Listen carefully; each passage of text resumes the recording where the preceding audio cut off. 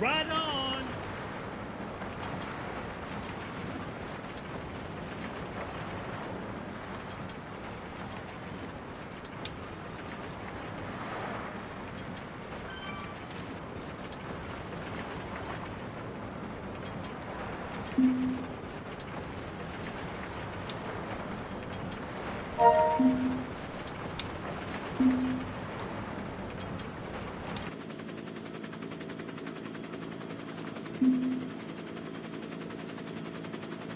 Right on!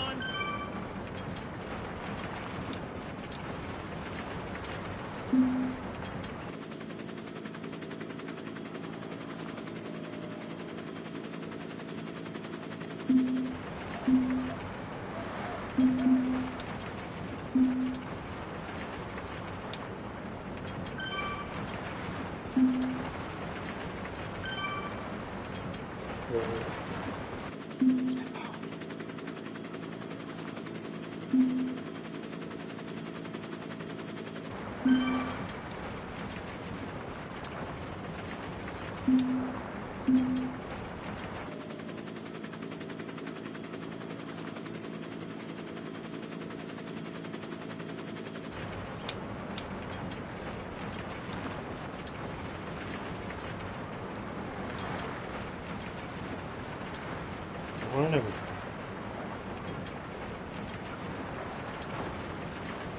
No, no.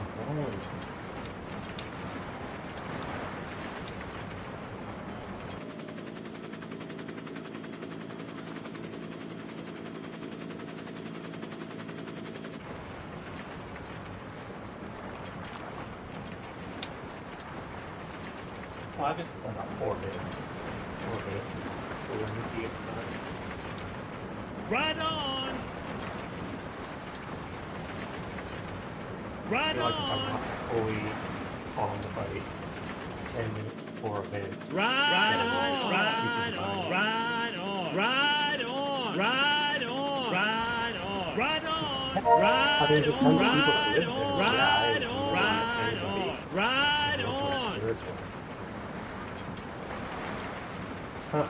I guess you probably get a ton of Zwift healing up there.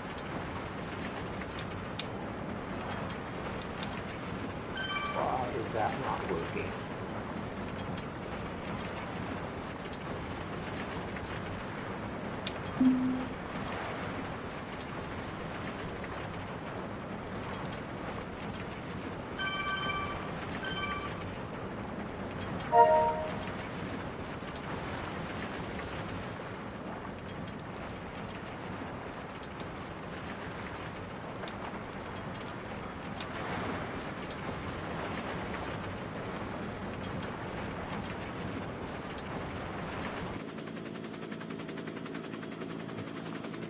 Oh, that is it. Let's get that engaged. There. Oops. Monitor, steering. Ride on.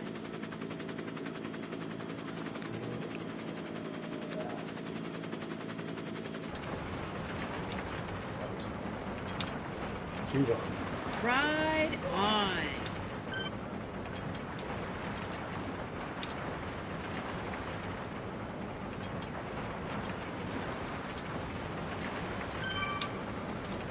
I'm gonna say I'm pretty impressed with your freaking power output on your signal run.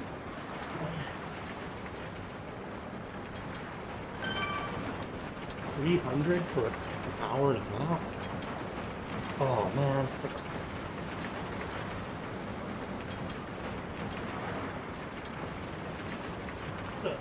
there's so much of this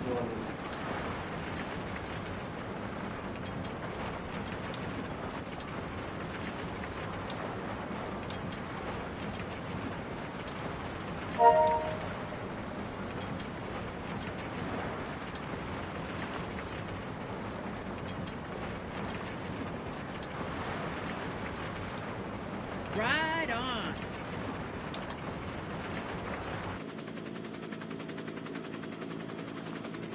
Hammer time.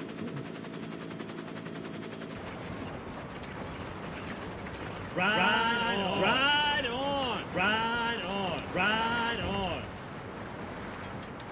ride on. That's impressive. That is a fast number.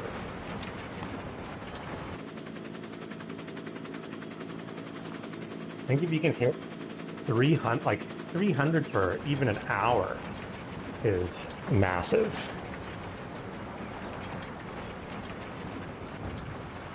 I think the highest I've ever had was Ride in a team on. time trial Ride on. ZRL. I did like 316 for 36 minutes, and I thought that was like absolutely freaking insane. For me, I mean, everyone's different and has different goals, and 15 seconds, that was good.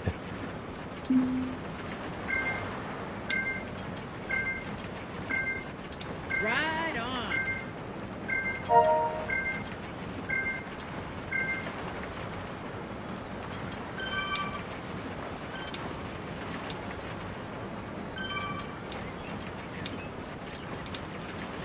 Ride on. Ride on.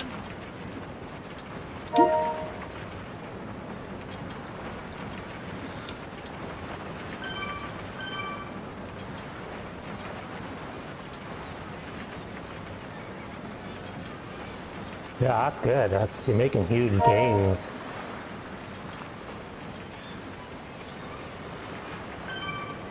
I think my FTP, I pretty much, my limit is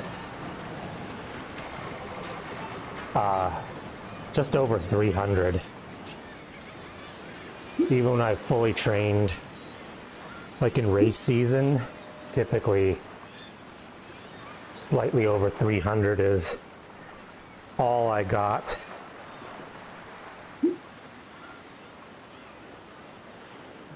Got this down. Lumia, where are you?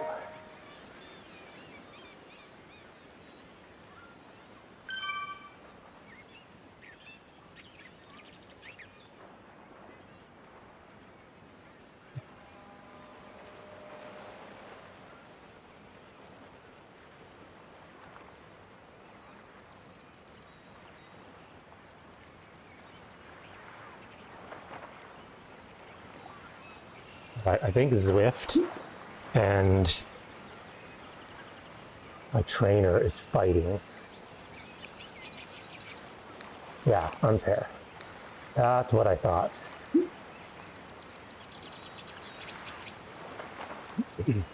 Yeah, there definitely is a ceiling. Because no matter what you do, you know, you're gonna hit it. And once you find that ceiling, then the goal is sort of, you know, how long can you hold that number for?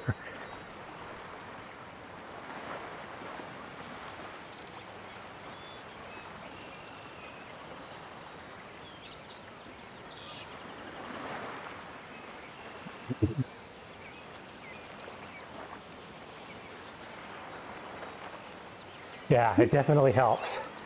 I totally, when I'm watching other people's streams, go like, man, I want to get on the bike.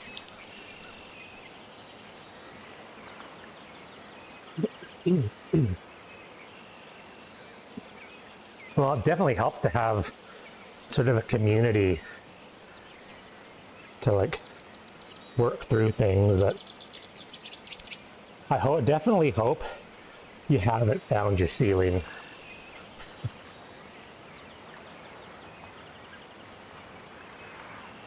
I hope you got 40 more or 50 more watts in you. Oh, it is another humid day here. It's raining.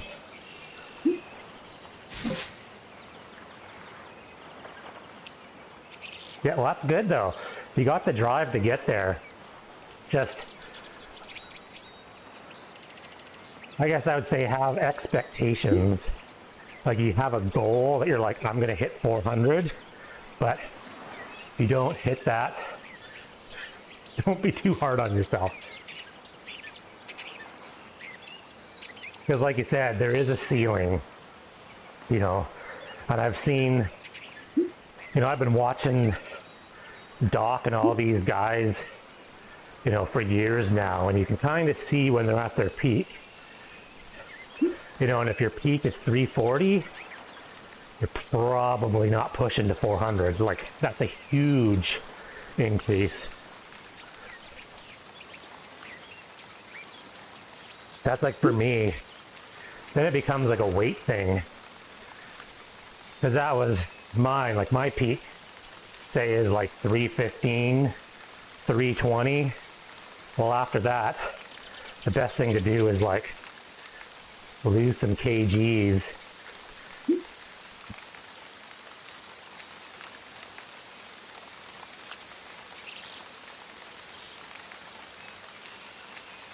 And I think it's tough for some people that are just gifted. Because some people just have a 380 watt FTP.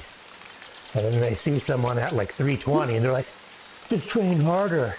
You can get there. And it's just like, well, no, you can train harder, but no, you're not going to get there. Like if someone who has never ridden a bike and is not in super good shape jumps on the bike and gets like a 290 watt FTP, then you go, yeah, I think that guy could probably hit 400.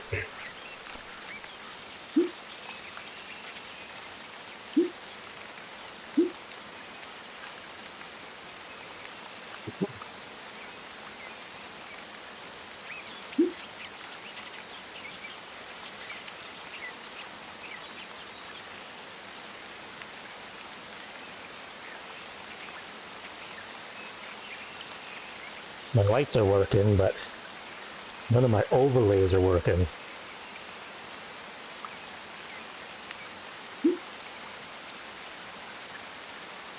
And it's fun to try to get there anyways. Push yourself.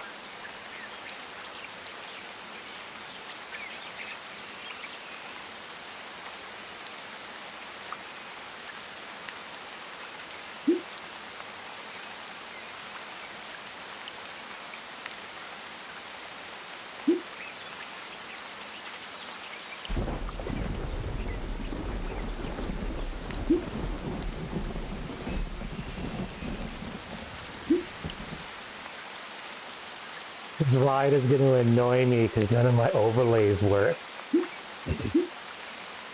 And I just want to tinker and figure out why they're not working. I'm staring at this screen with broken overlays.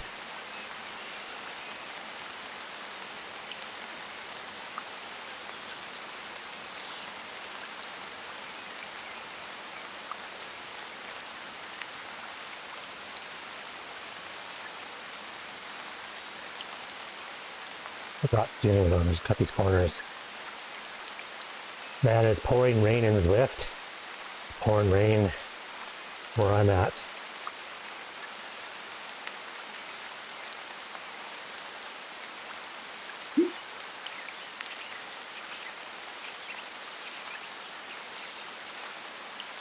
Just want to try something here. See if this actually still works.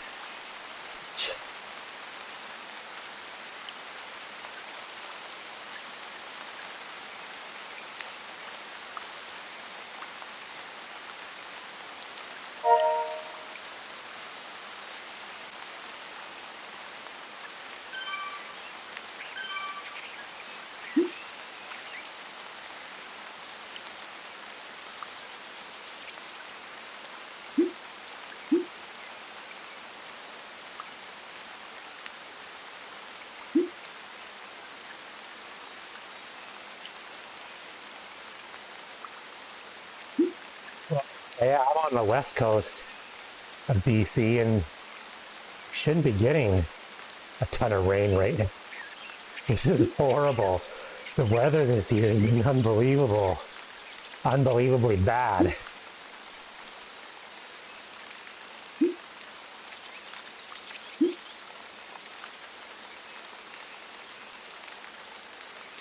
Well, normally, oh.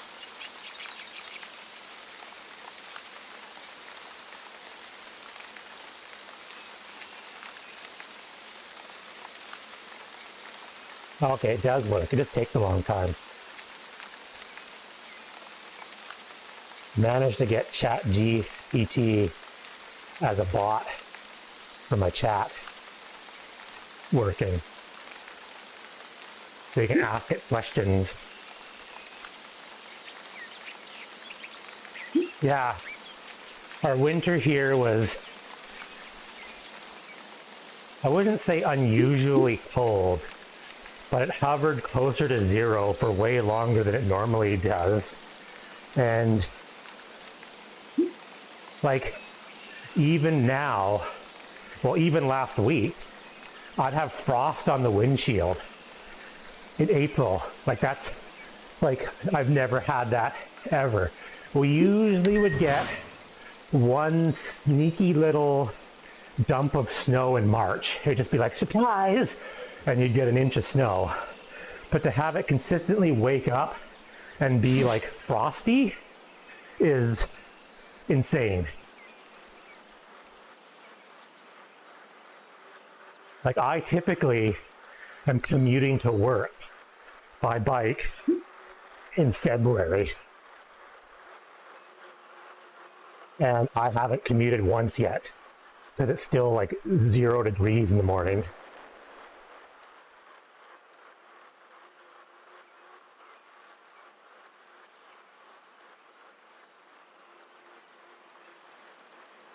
FTP of 561. That is just mind-blowing. Oh shit. Did I miss the feather? Didn't. So if you type in !Zavabot and then ask a question, AI should answer the question. It just takes 10 to 15 seconds.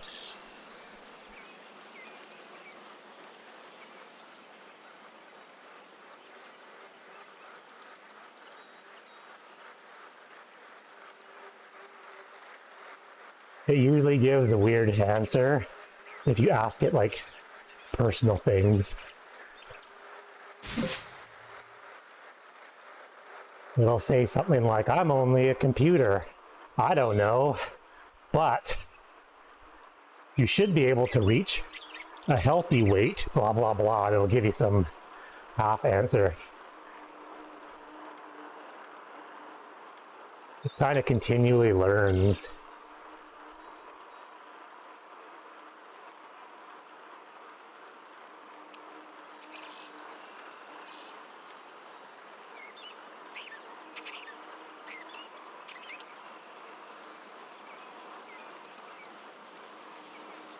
They did work pretty good, because people pop in all the time and they're like,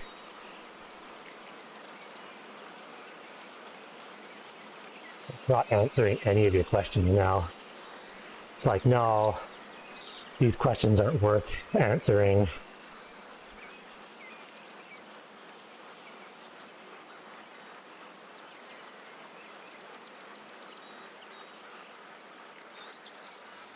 Oh, he does it.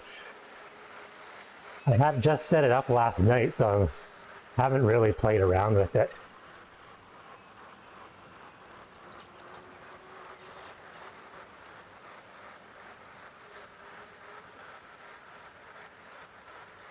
Maybe I have it. So check, maybe I have the settings. About 2 minutes before the next interval. The settings locked down. Let me check here. Commands. Chatbot commands, ChatGPT.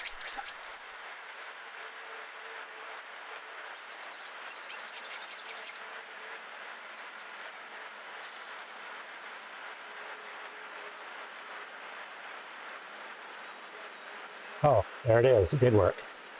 Oh, it just took like a whole bunch of seconds to...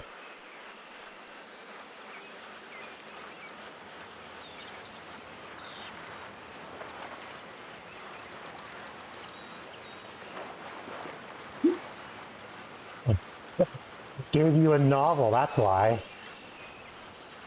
Gives you like the 7 steps of how to ride a bike.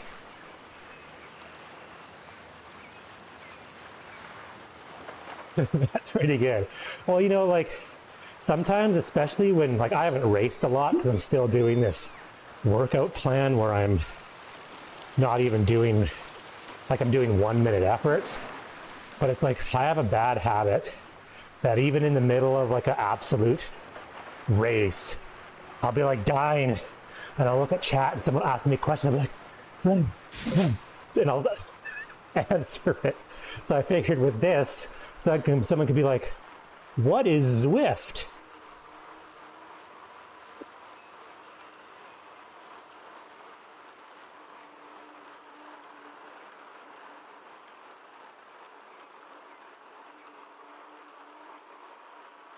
"55 minutes and 51 seconds. What? Set during 1967 Tour de France? There's got to be someone that's done it faster than that since then.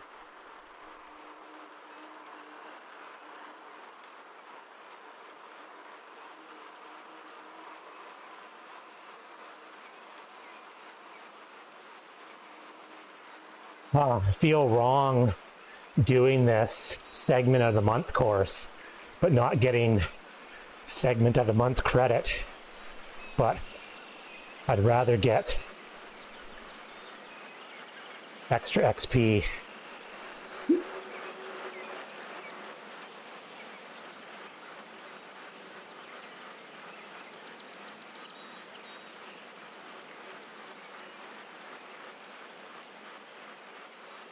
Oh, I didn't even know there was different versions.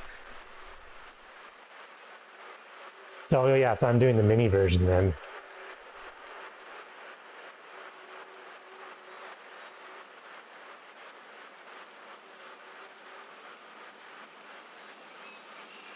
Yeah, good thing you mentioned that, because I was like, oh, that's not a bad segment of the month. No, this is the version that has no hills. It's like the volcano climb, and the reverse, or the, reverse hilly KOM.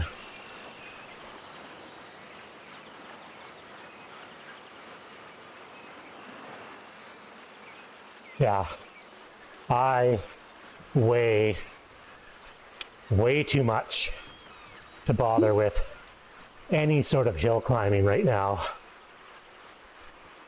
My FDP is nowhere where it used to be, and I'm like super fat.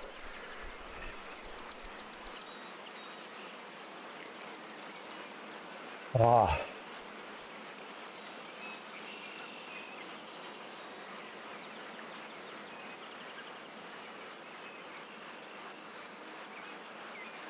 Look at that. It even apologizes when it doesn't get you a question.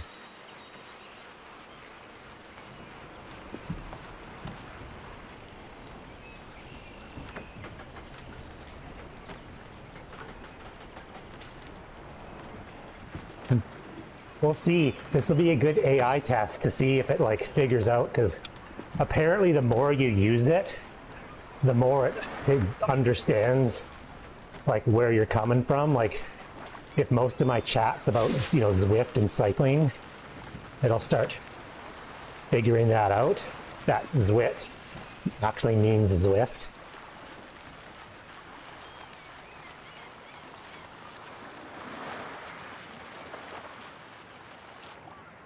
Look at that, it knew you were talking about Zwift.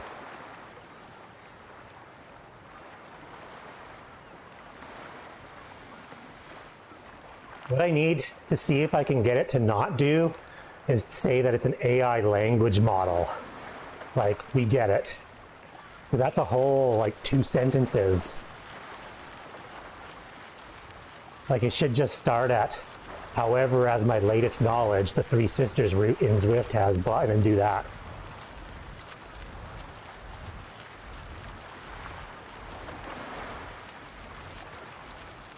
That doesn't make any sense either. That's wrong.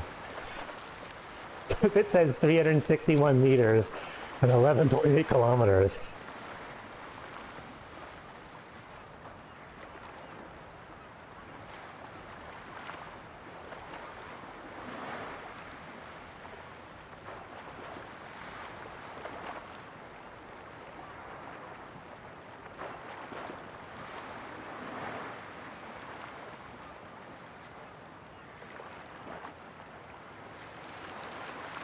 Well, it's basically what it's supposed to be, is like a Google search engine. It's supposed to act the same way. But instead of giving you website info, it's kind of like when you talk to the Google speaker. If you're like, hey Google, how long is the Three Sisters routes? But in this case, it's like a chat bot, so it'll respond in chat rather than, voice.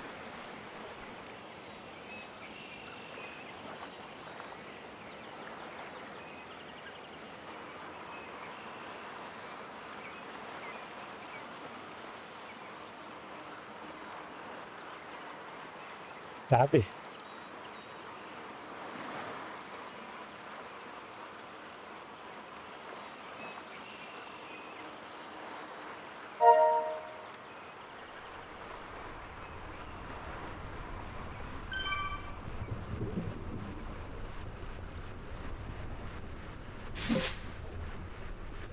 That's where it would get pretty cool if it started having, like, it could go on the Strava website and find that information, and you could be like, as you're riding, like, what's the KOM on this segment here?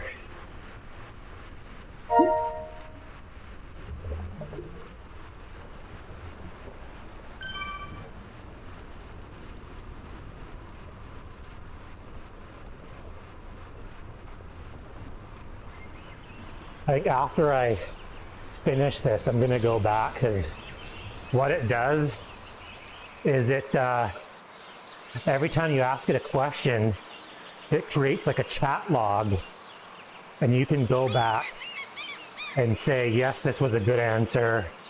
No, this wasn't a good answer. And then if you say no, it will give you another answer, and then you can be like, yeah, that's a better response. I'm pretty sure I can tell it to stop saying that it's an AI language model.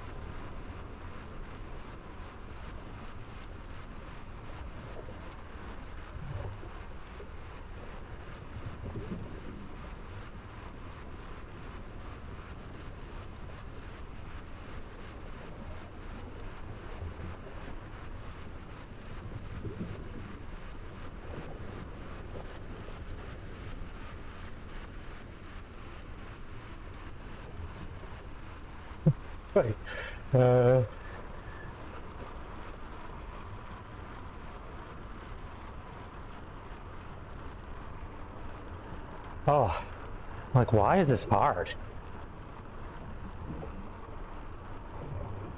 I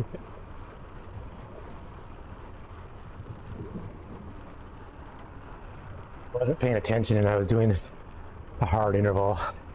I had to bump all these intervals up ever so slightly for today.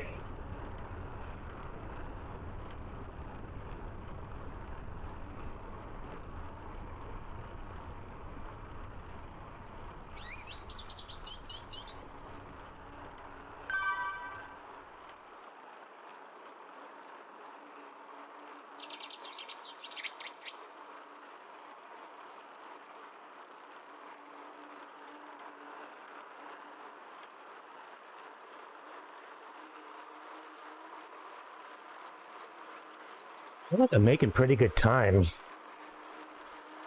9K, 23 minutes.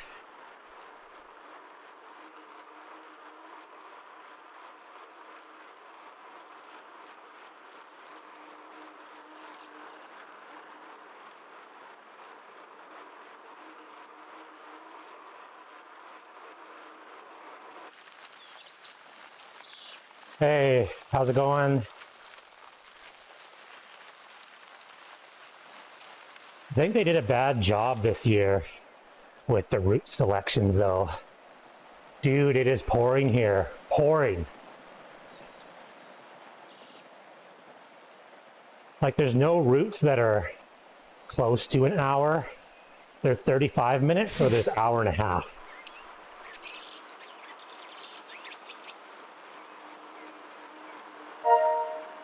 And then a lot of times, like in this particular stage, A and B were almost exactly the same.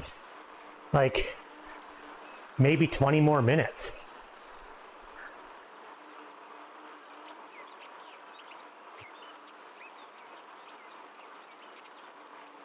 Yeah. It's like they pushed themselves to the programming limit to get people on the dyno and trike. And so then they were totally like, man, we have to do the volcano KOM every single stage because we can't move this banner.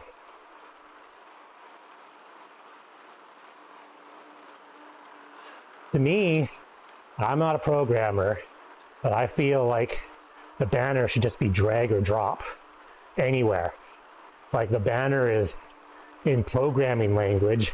This banner turns the rider into a dinosaur. And if you move it, no matter where it is, it triggers dinosaur.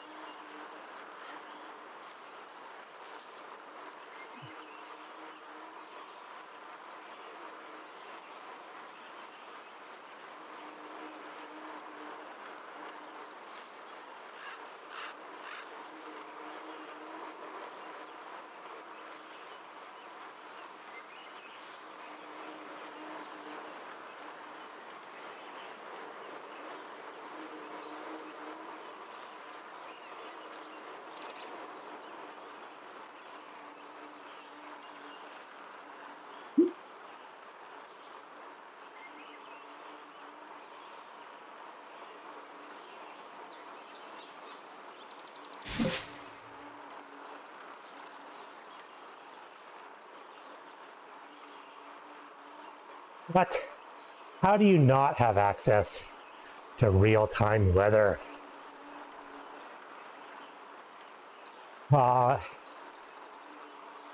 Chatbot.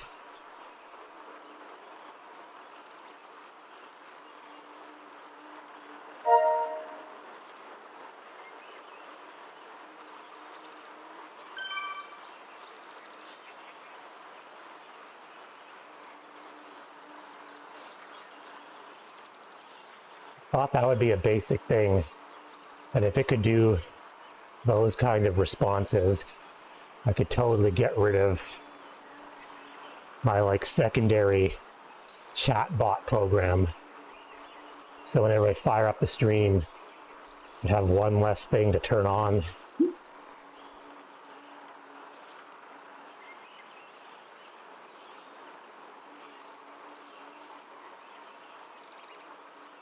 I won't name that. That's a good question.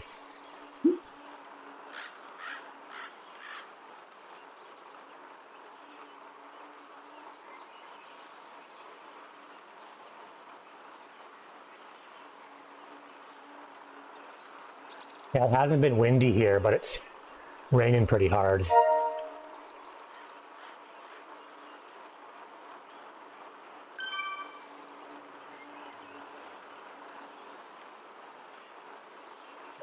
That's a good answer.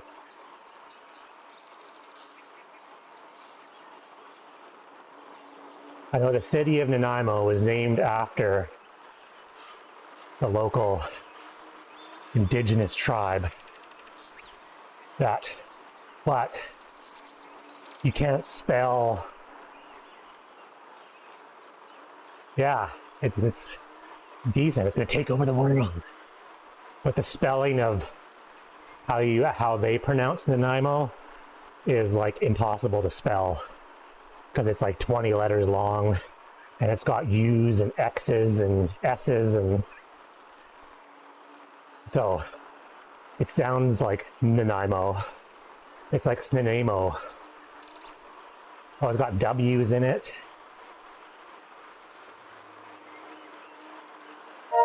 So they just shortened it into Nanaimo, which is still, most people can't pronounce.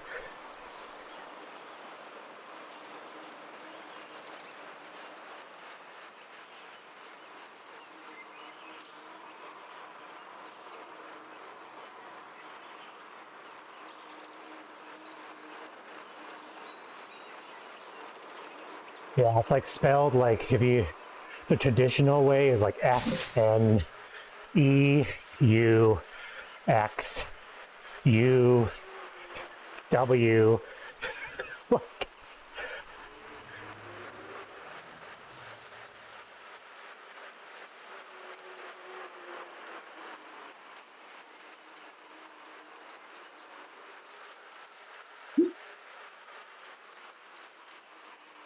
Oh, only half an hour into this. Yes, no, the menu.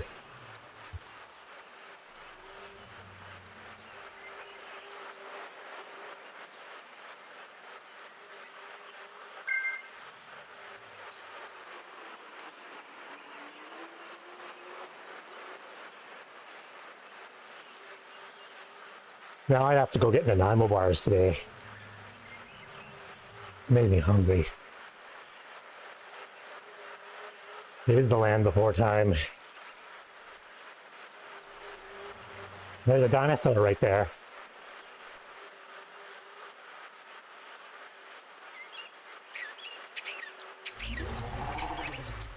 Oh, dude, don't even get me stuck. I'm actually going to Costco today. Definitely don't need a Costco-sized flat of bars.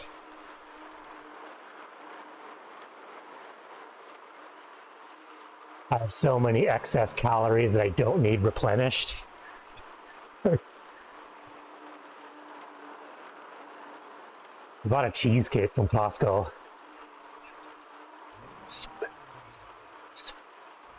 Whole family, it's like big, like 18-inch freaking cheesecake.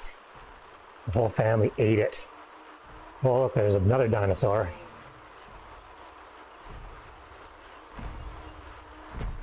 This should be a sprint segment where the dinosaur turns and tries to catch you.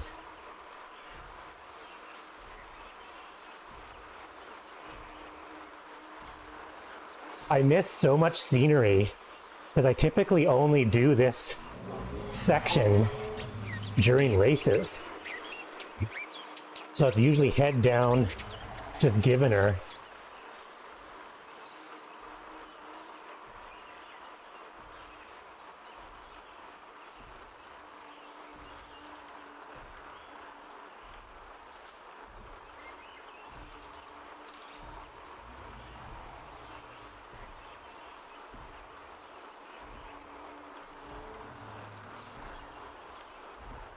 Yes, I think they came out with this course, or this section, this route, the same time they came out with steering.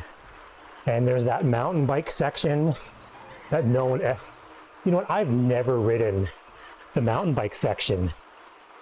Is it still even available? Should go ride it. But yeah, it was like the showcase for steering. It's on this route.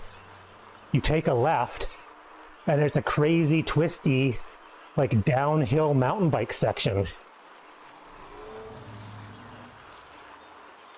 And I've never ridden it. I don't even think it's not even like a route to get credit for. But they came out with the sand and sequoias and the mountain bike section for steering. That's why this is so twisty. Because they're like, they want to showcase how cool steering can be. And it actually is for this, it's cool. For the other routes, it's dumb because it's like it's a kilometer between turns.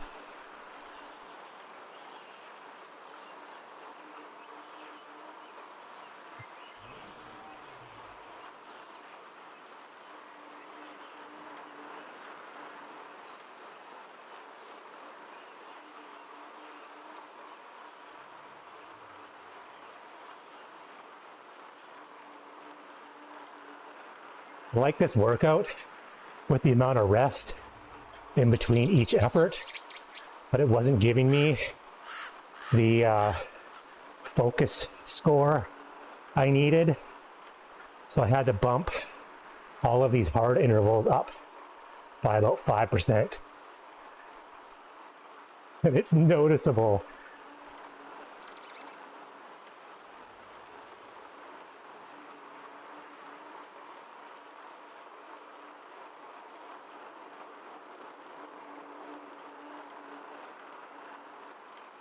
Nice. Well, thanks for stopping by, man. I'm only going to be walking from my garage to the car. There's no going outside.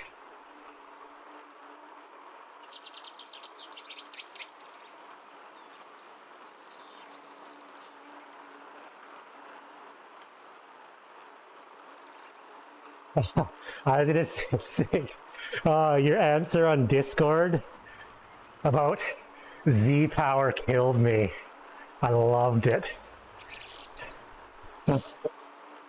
So many people, I get riled up too, but so many people get riled up over Z power because it's not really real. And the people that do use Z power, you know, think they're truly doing those kind of watts.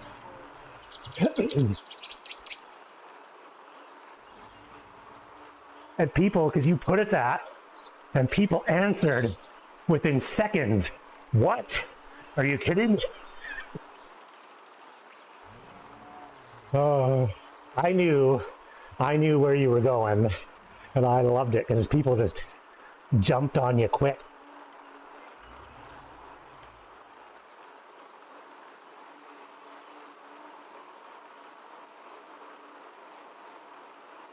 I mean, I want everyone to have the opportunity of fitness and to enjoy getting fit and doing Zwift and all that, but Z power is not real. No matter how much Zwift says it's like accurate and they've tested trainers, it's nowhere near close. So if you want a free ride, fill your boots. Free ride to your heart's content, but don't enter races and then be like, man, I won all these races, I'm so awesome. Because you're probably doing 100+ watts more than you should be. Is Bullet online right now? Thought I saw that he was live.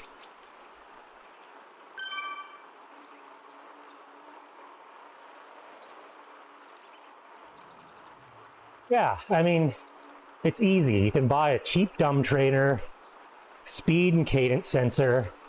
You know, most people already have a bike. So you can get into Zwift for, you know, under 200 bucks. It just, but yeah, like that's not your pet.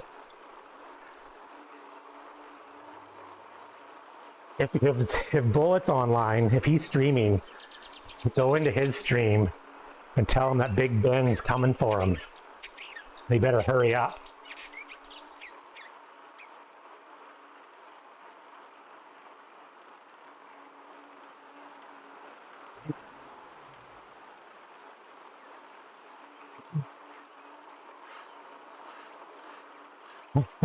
There's a guy, I used to, when I was racing ZRL, I raced with dirt.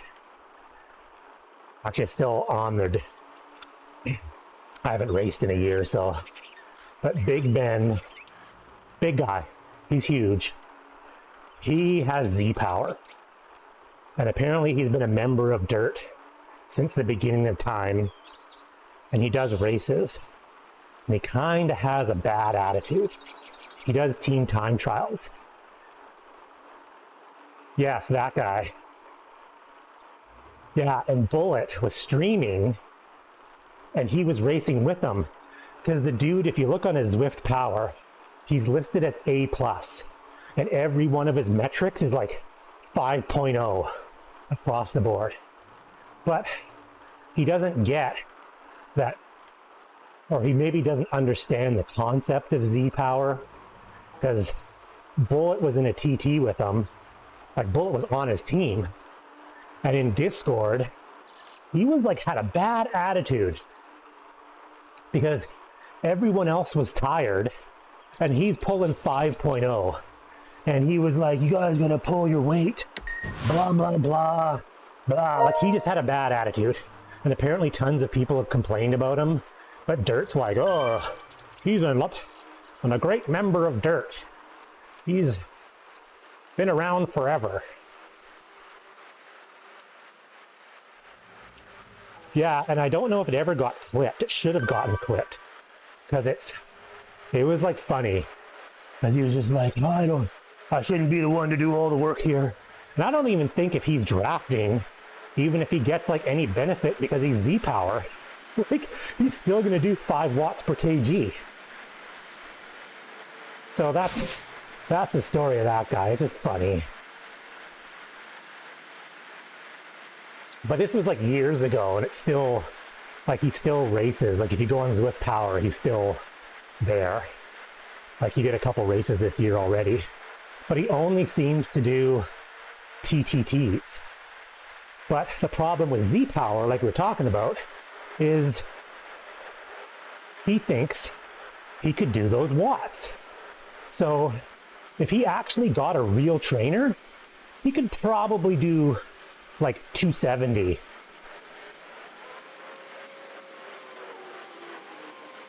Yeah, that's what I really enjoyed TTTs, because that's what it is. It's like, it's a team effort. My ZRL team, I raced with the same 6 dudes for 2 years. We were TTT freaking experts. My ZRL team punched way above our weight class. Man, we were in sync. We were regularly one of the lowest watts per kg teams, and we were beating other teams by, you know, seconds, 30 seconds a minute, because we'd raced together so much. Everyone just knew what they needed to do. And so the team aspect I enjoyed, because a well-synced team was better than just a bunch of dudes who are powerhouses.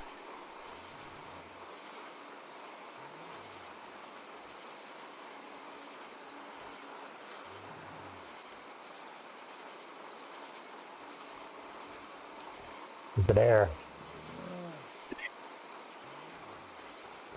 Let's see. What does the chatbot have to say?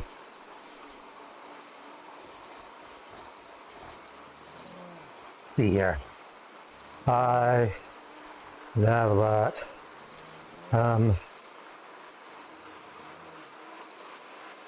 Team time.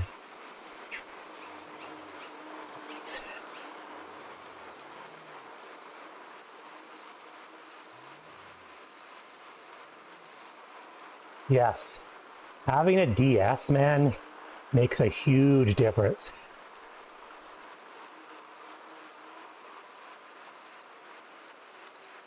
We didn't have one there very often, but it makes a big difference when you can just put your head down and listen to what the person's saying. So they'll be like, Lee, up in 30 seconds, make your way to the front.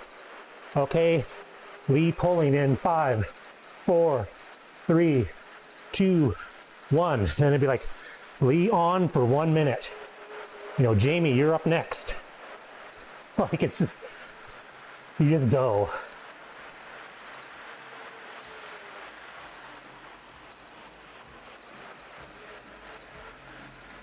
All the messages are so long.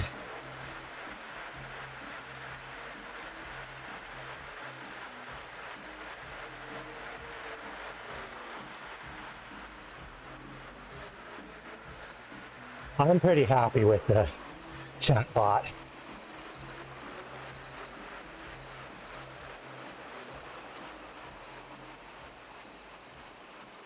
Doing a good job.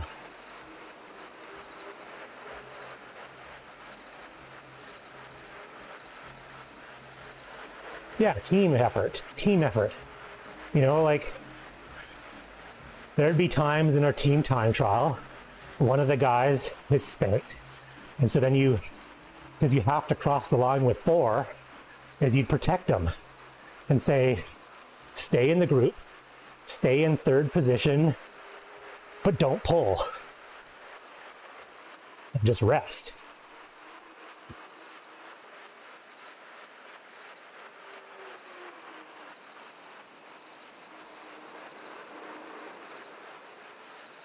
I'm really hoping that I'd like to get back into the team time trials once my program allows me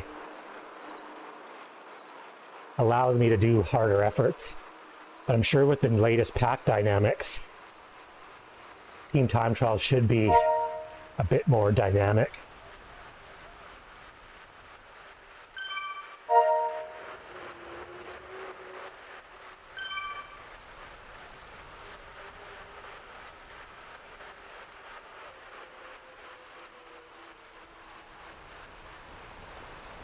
If you want to get super pumped for team time trials, look up Google Hammer Series team time trial. There's a bunch of videos on YouTube.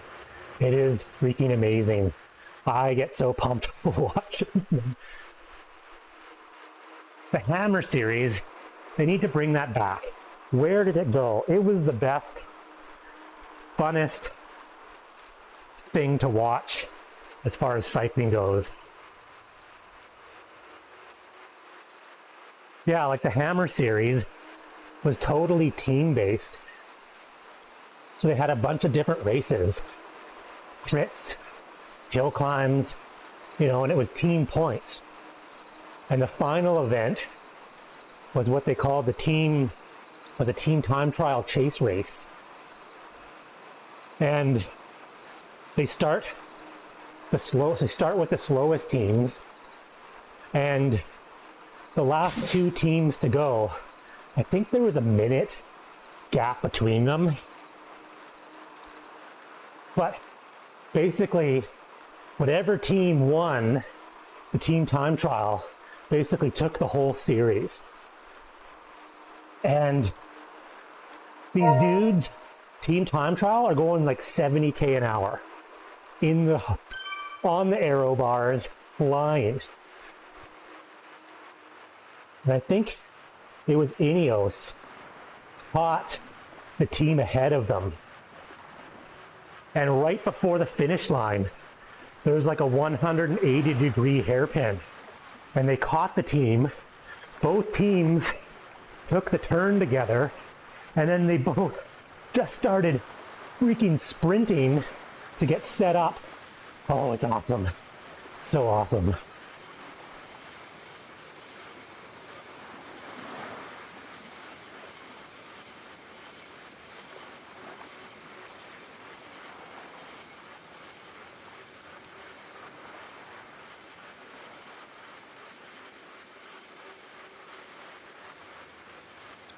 Well, it's like you get a bunch of super pros. Could be real life. Those team time trial guys, I mean, because solo, those guys do 50 plus. So you put them in a situation where they're drafting each other, and the course is relatively flat. They're doing 70-ish. I think I need to watch it now.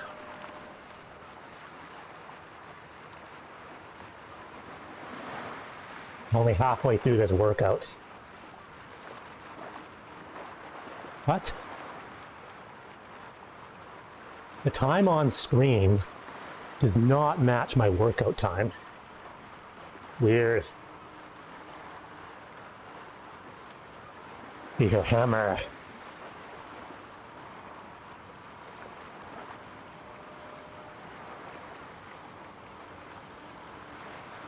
No, spelled that wrong.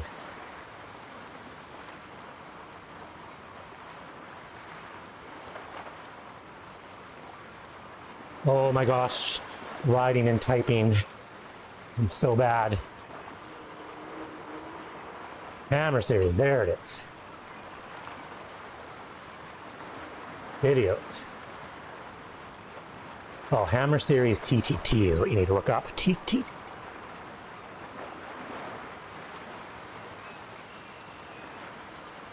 Yeah, Hammer Series, Stage 3, final 1 kilometer. I think that's the one. Yeah. Team Sky.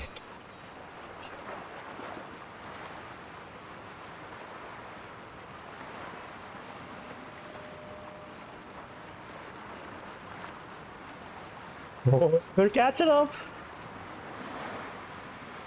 I love catching the person ahead of you on a time trial. That makes you so pumped. Oh shit. Going on the inside.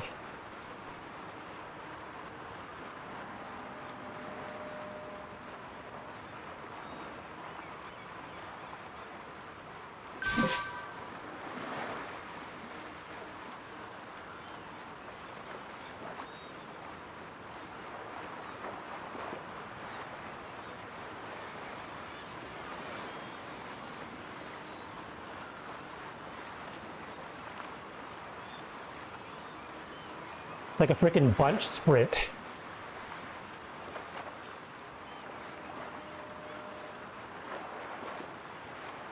Oh, he's dropping. He's getting dropped.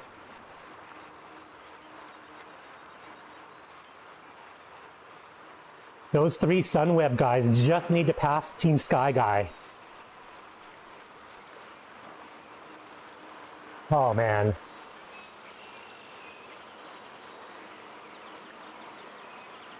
Oh, it's like, I love how they take the inside line and then they push the other team left and basically force the other team to break up and break.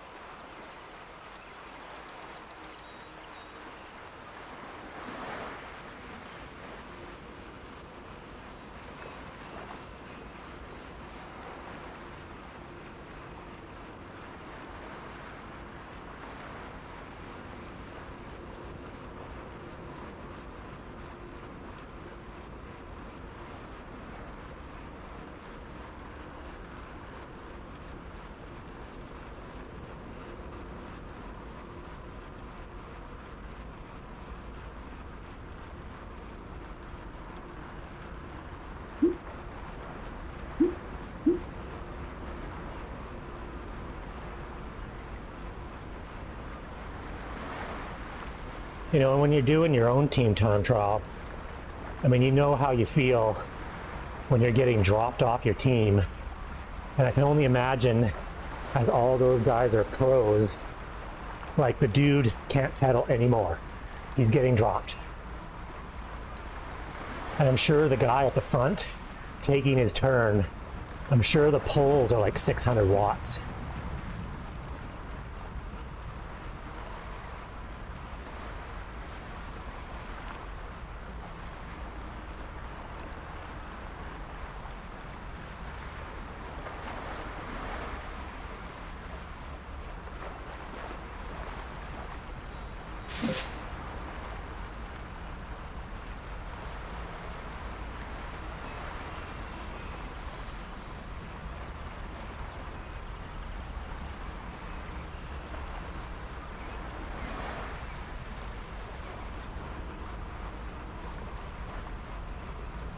Yeah, it happens to me too. Like, I've done a lot of like solo, individual TTs, and that's how most TTs are like that. The fast guys go last, and yeah, but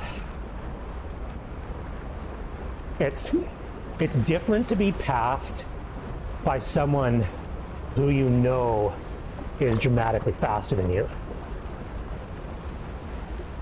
Like if you have someone in the field that you think they're sort of your competition and they make a 30-second gap on you, then you're like, oh shit.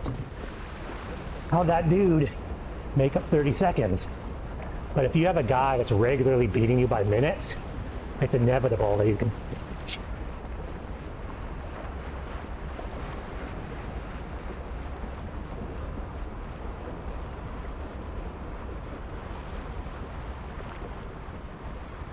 Yeah, see, our TT course is very hilly.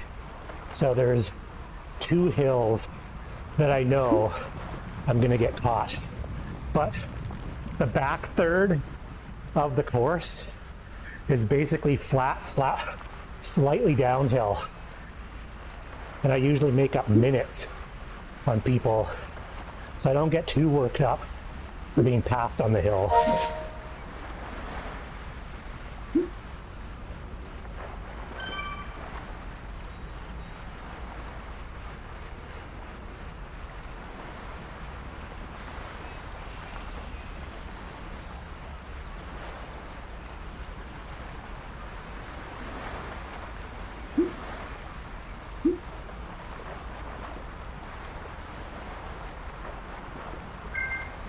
Yeah, well, I have pacing. Pacing is the key because we have this one big hill on our TT course. And I had a tough time because in the early days of my inexperienced racing, you just think it's a race and that you should go your hardest all the time. That's not necessarily fastest, because we have this one big hill. The hill takes, say, like 2 minutes. Well, I was hitting that hill full force, 425, 450 watts going up the hill. Then when I got to the top of the hill, I was spent, and I spent the rest of the race trying to recover from that 1-2 minute effort. And so I was looking at all of my Strava segment times, and what I started to doing, I noticed my legs. Anytime I go over 350 watts, I'm burning matches. I just know that. If I go over 350, my average bottom end goes down. So if I can ride at 300 watts for the whole time, if I do 400, 300 watts turns into 295.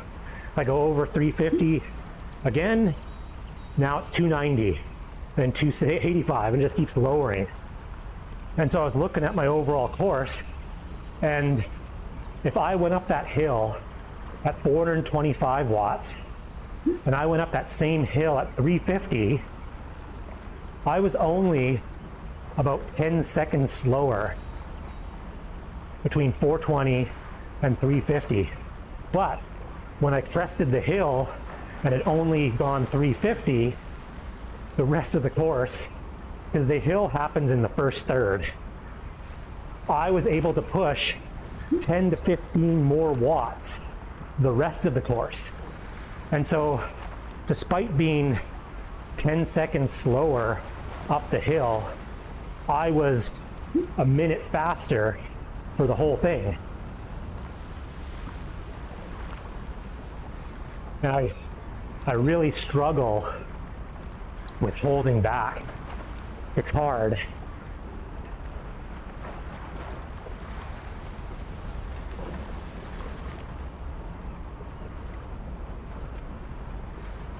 Like, as a bigger guy, you're almost better to not go as hard, especially with the watts that you're putting out.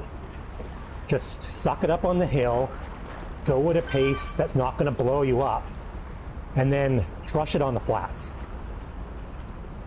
and the downhill.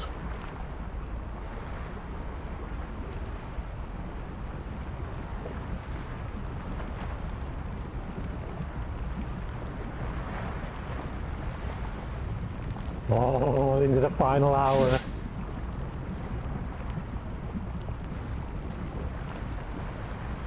It's just about knowing where your line is, knowing that wattage, saying if I go over this,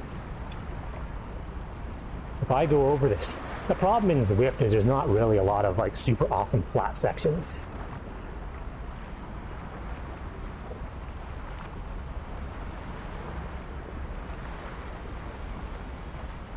You know, and everyone has a different line. Like for me, it's around the 350 watt mark, or it was. It's probably way lower right now, but it was 350-ish.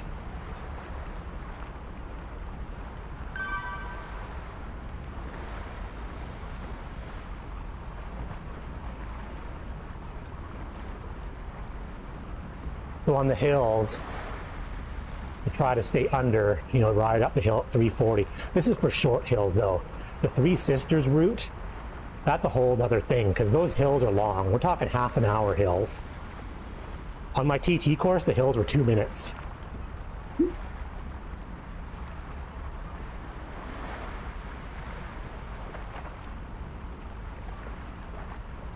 But just in general, for big dudes, you're better off being able to push 300 watts on the flats.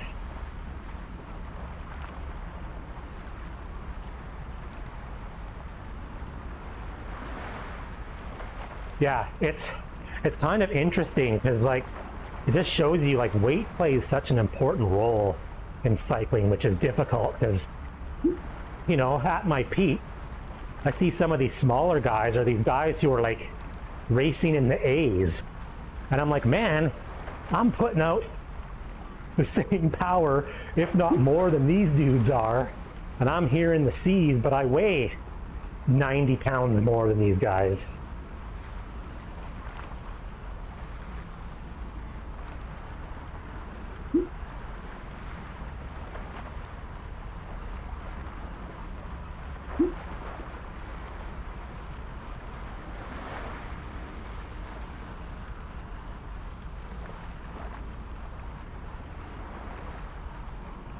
Just dump the water on the keyboard.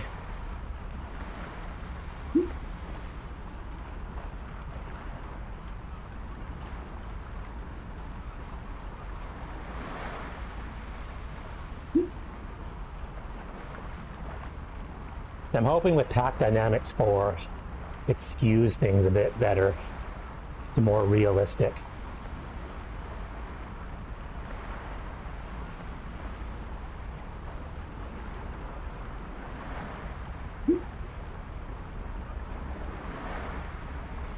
I think as a bigger guy, yes, we go up hills slower, but I think we're getting shafted everywhere else. Because I know on a downhill, with my weight, in real life, no one is near me, ever. If we're on our TT course, and we crest the hill as I'm passing somebody, I'm gone, so far ahead. In Zwift, little dudes are like pretty much, like the gap is nowhere near as big as it is in real life on downhills. I don't know if there's a series, but I just know like I know there's just like the random, or maybe there is, like a once a week ITT.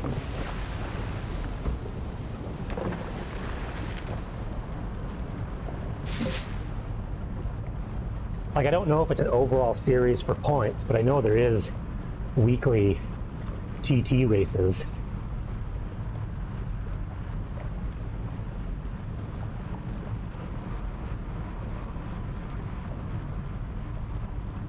That's why Zwift made the whole TT shoot thing.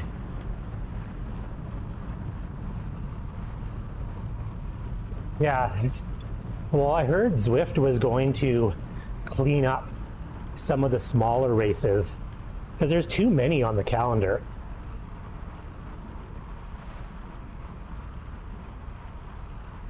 Like you scroll through and it's just like you can't even find what you're looking for.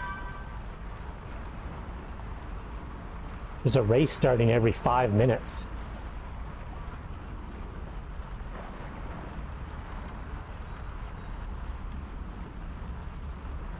I mean, I like it that you can race whenever you want, but I'd rather see races with 30 or 40 people, not 5.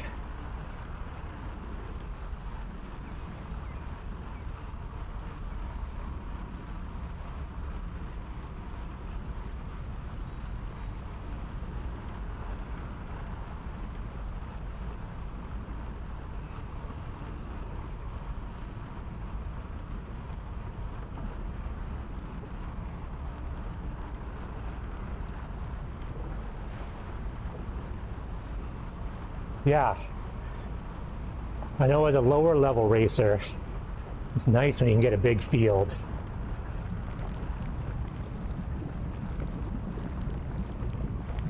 Because when you're solo, that's basically an individual time trial.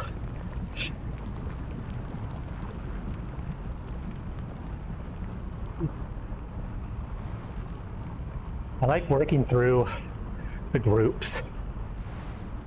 You know, bridging, get to the next group, recover, bridge. Man, kind of getting pumped for racing.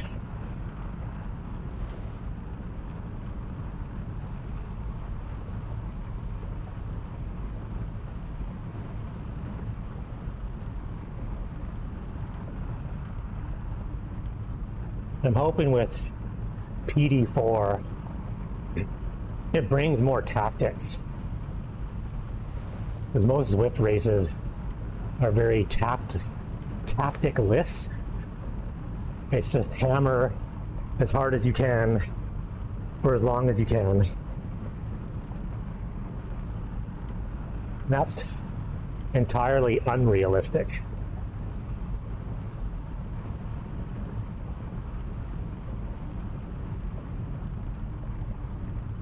I heard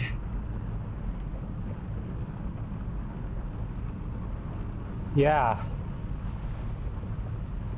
Well, you don't move around in the pack as much from what I've heard, but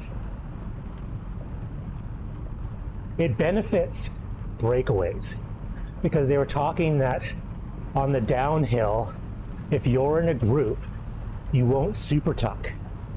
And that was a big issue, was you'd get these massive blobs of super tuck rotation where your guy would super tuck, go to the front, and it was just, the blob would be going ridiculously fast on the downhill. Where now, if you're in a breakaway of 3 or 4 people, those 3 or 4 people will super tuck, but the blob won't.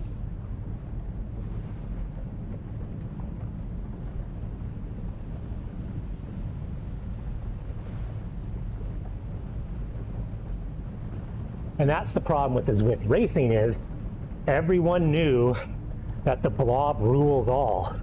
So if people did go for a break, everyone would say, let them break. The blob will catch them. They're going to work their ass off, and the blob will just swallow them up. But that's not realistic. If the guys in the breakaway are doing 350 watts and the pack is doing 325 at the front, the pack will never catch the break. But in Zwift, that totally happened. The pack, the front of the pack, the guys could do 25 less watts and the pack would still. But, so what should happen is the guys at the front of the pack, they need to be doing 375 to catch the break.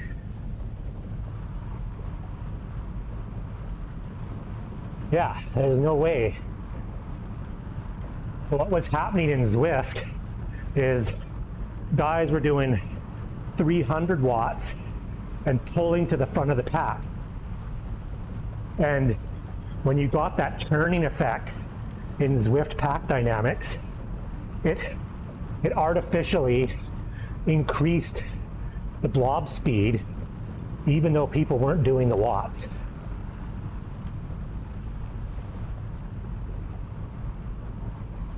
Oh, 3-minute break.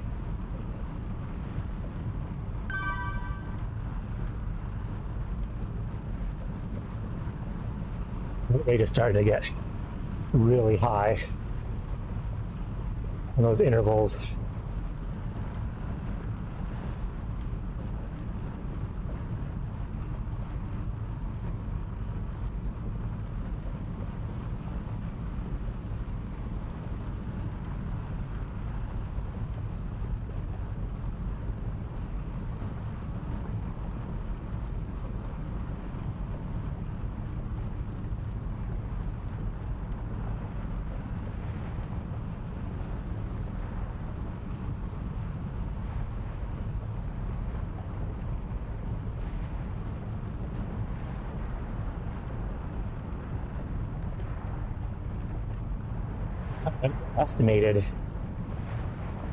Overestimated how long this route's going to take. I got 45 minutes left of this workout. I got 8 minutes. 8.8K.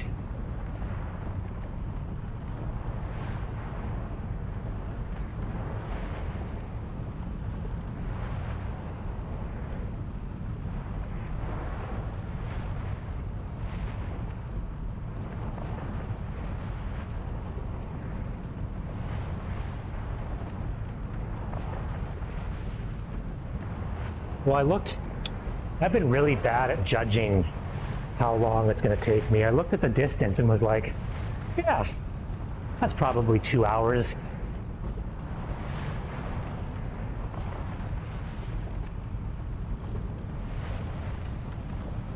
Actually, our local TTs, we had 2 TT courses.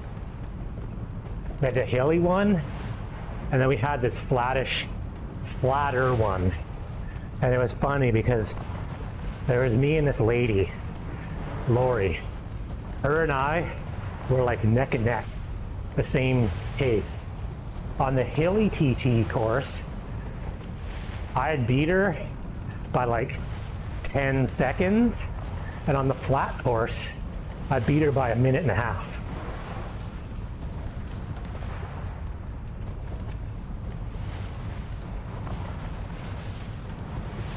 She was pretty strong, but she's one of those ladies who probably weighs 115 pounds. But she just had a massive advantage. Her pushing, 270 watts up a hill, being 80 pounds lighter.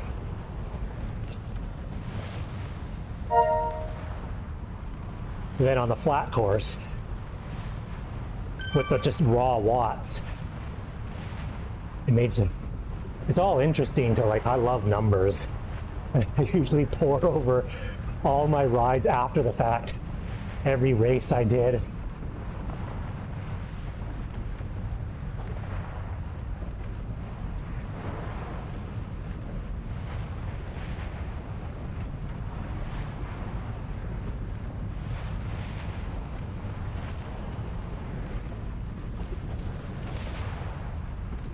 Um,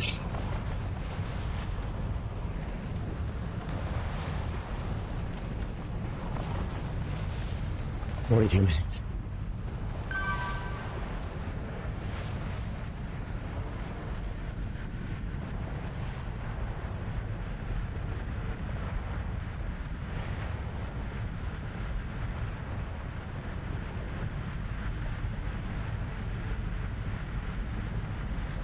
I was so jealous growing up of friends that had big wheels.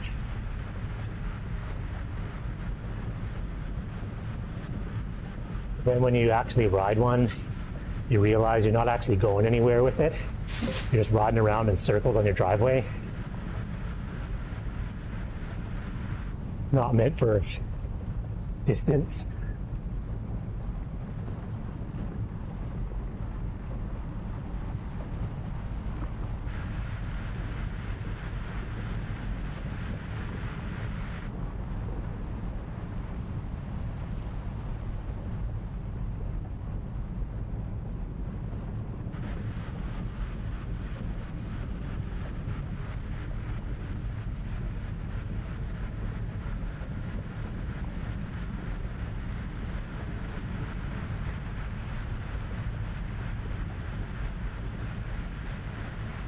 I think this route goes up the reverse hilly KOM. Yeah, I got one more interval, then a break, and another full block of repeats.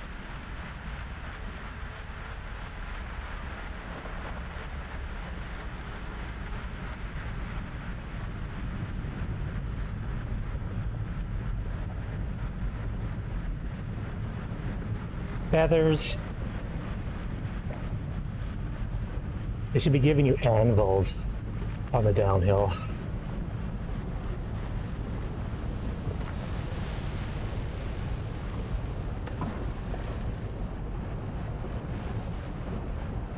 Well, I think it's the same with Zwift programming.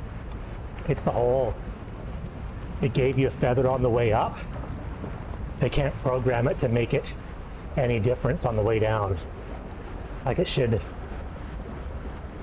have been feather up, anvil down. Like if they're trying to like really help you, like what's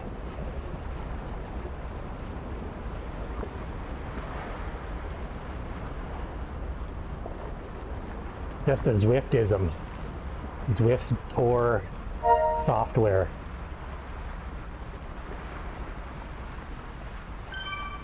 What we've all grown accustomed to.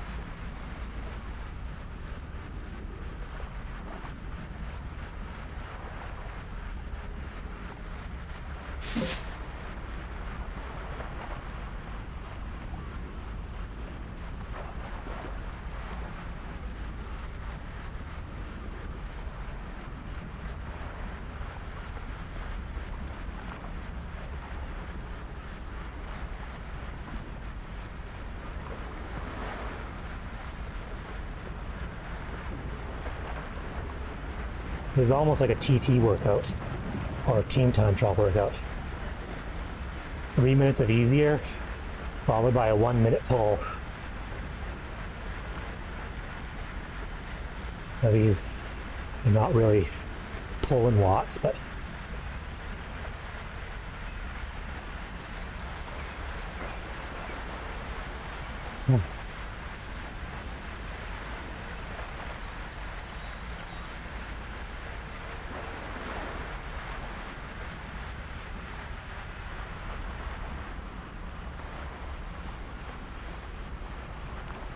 paying the price for not riding for over a week.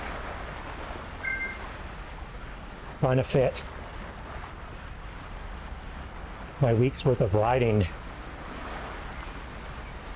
I don't know, 4 kilometers? Is that downtown? Maybe the docks?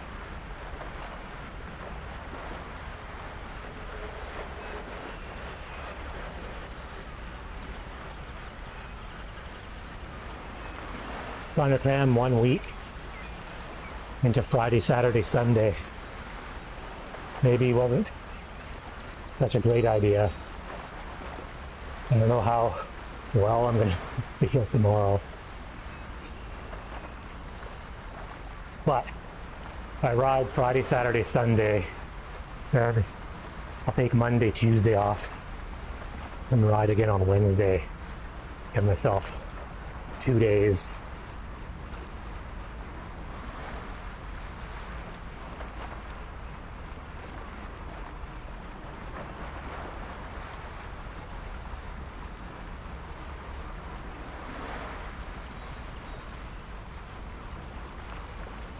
Yeah, it might be the desert, because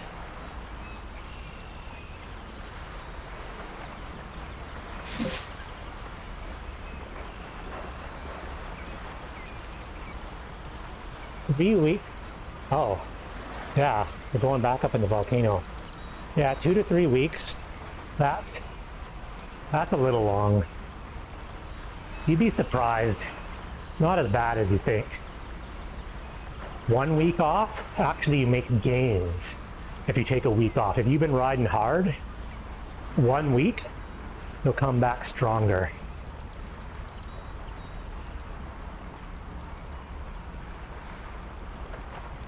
It's a tough thing mentally, but it's human nature to think if you're no pain, no gain, and that you need to always be riding hard. And if you miss a day, you're losing out on gains. But rest is a very underappreciated thing. Like, your muscles don't actually get stronger without rest days. If you're just constantly beating them down, breaking them down, it's actually worse.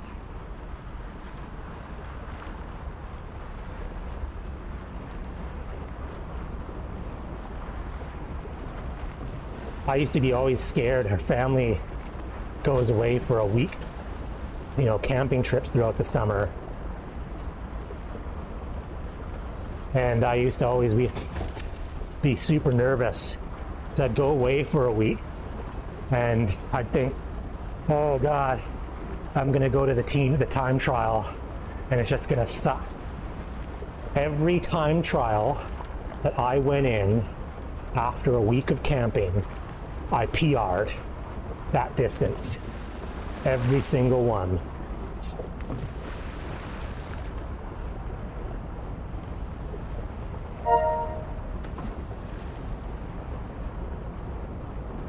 It's just, in general, you don't give your body enough rest.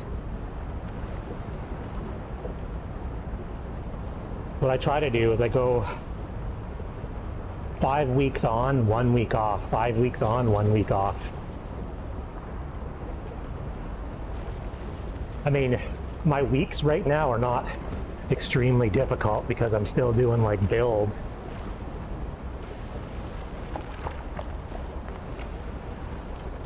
Yeah, it's just you've given your legs time to actually fully recover. I mean, I'm not gonna say 3 weeks. Yes, you're probably gonna lose something in 3 weeks, because that's a little bit more than what your legs are gonna need for rest. But it won't be anywhere near what your brain thinks it will.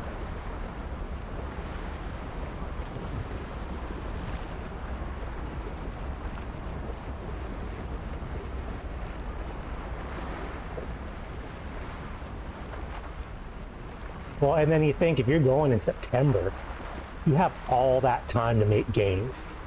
So say if you've made all those gains and you do make it to 400 watts by September, if you come back after 3 weeks and you're at 375, that's still freaking huge.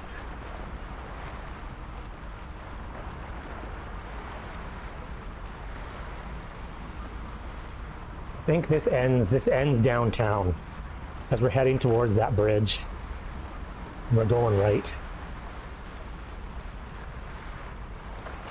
Now the biggest problem is not losing fitness in Mexico. It's not gaining 30 pounds when you're there for 3 weeks. That's the issue. Your wattage, you won't lose wattage, but you're gonna lose watts per kg.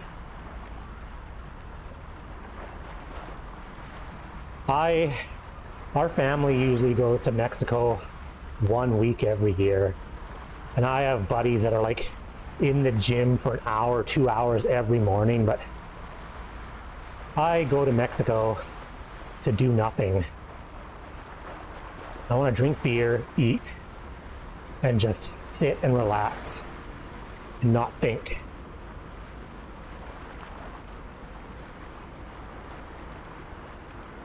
Typically, any weight you gain in Mexico, you lose it like 2 weeks after you get back and start riding again.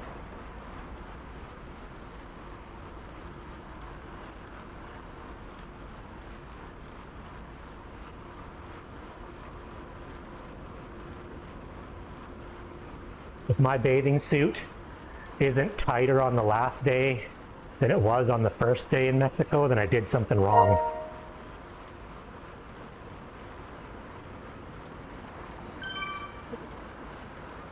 You have to come home because you're like, man, my bathing suit is too tight I can't handle any more days here. Do you know what's funny about getting older? I just turned 45, so like 2 weeks ago. I used to be amazing. I mean, I've been overweight most of my life, and I've done the whole yo-yo thing constantly, but I used to totally be able to out-exercise me binging food. And I found as I get older, it's almost becoming impossible to out-exercise.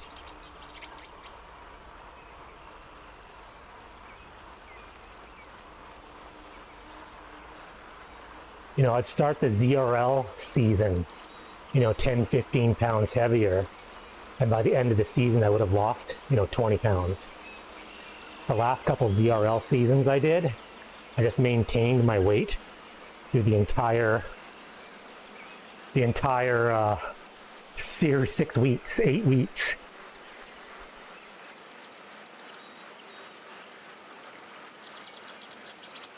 My biggest problem is the weekends. When you're younger, you used to drink hard on the weekends and go out. Now that I'm older, I just want to fucking eat jujubes all weekend. And pizza. I've replaced drinking excess beer with eating excess food. Wake up hungover, but it's carb hangover. Where I'm like, ugh. And then you have a super shitty sleep because you sweated all night because you're just like, I eat so much sugar and I feel like crap.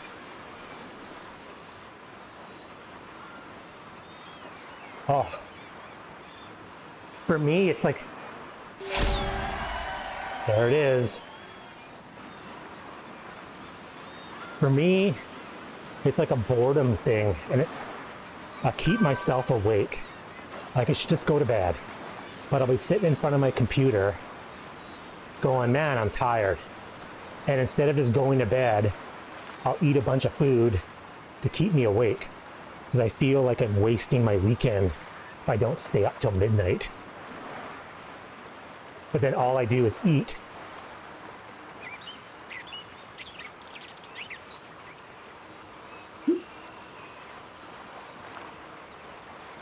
See, if you're 30, your ceiling is way higher.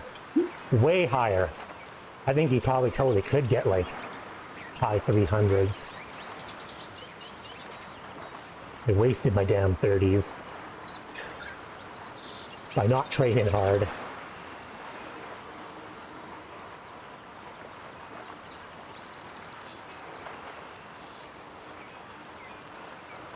Oh, 28 minutes. Go do some desert laps. Yeah, so I tell my kids all the time that live in the now, do your best, because every age bracket, you're gonna look back.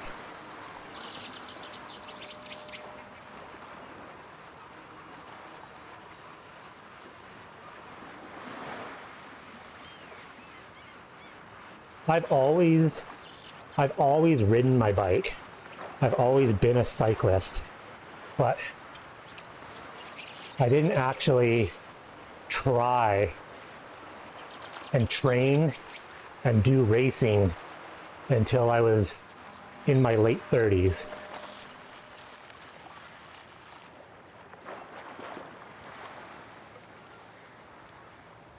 Up until my well, I shouldn't say train. I did mountain bike racing, but my training was oh shit, that race is in 3 weeks. I should probably get on my bike and ride hard. And then I would ride way too hard for 3 weeks. And then the race would suck.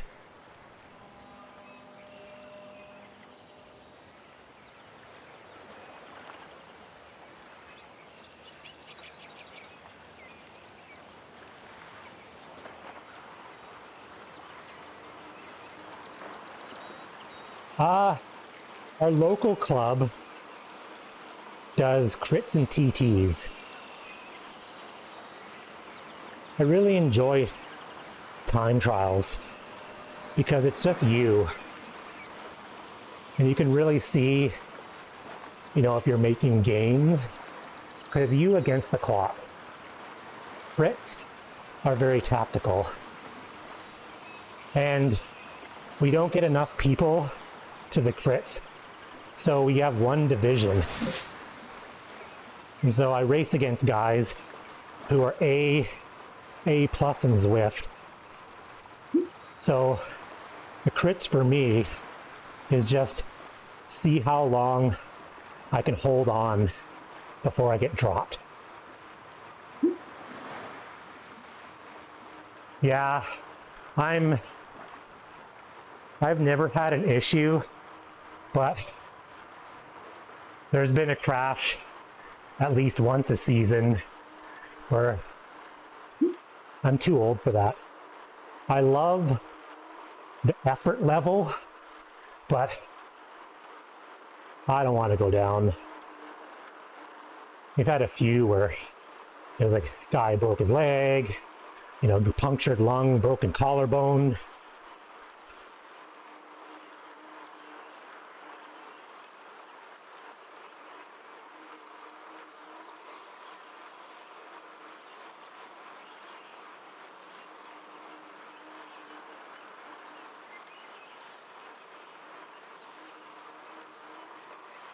In general, I'm not the most competitive person.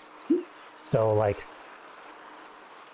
I'm not like, yeah, I want to go in these crits and crush it. Where for me, it was a fitness game. Like, I'm going to go in this crit and I'm just going to like gain fitness. Because I do find in a racing situation, you go way harder than what you normally would, especially in a crit. You're sort of just watching wheels. And if a guy goes for it, you go for it. And you don't even think. You're just super tired, but you're like, I'm going to go for that wheel. Yeah, and that's why I like TTs. Everyone is super friendly at the TTs. Everyone's cheering everyone on because it's just you. I mean, there is point standing, but the TTs I go to, for the standings, you don't even need to race. You can just go first, second, third, fourth, fifth. Like, it's the same every time. Like,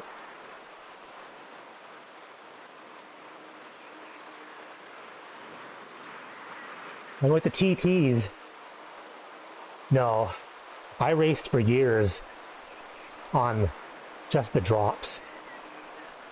You do go faster with TT bars quite a bit. So once you start doing TTs, you're like, how do I go faster without going harder? I actually have clip-on aero bars that fit on this bike.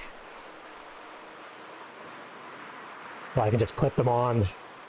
I'm too fat right now, my legs hit my stomach. Yeah, I would see,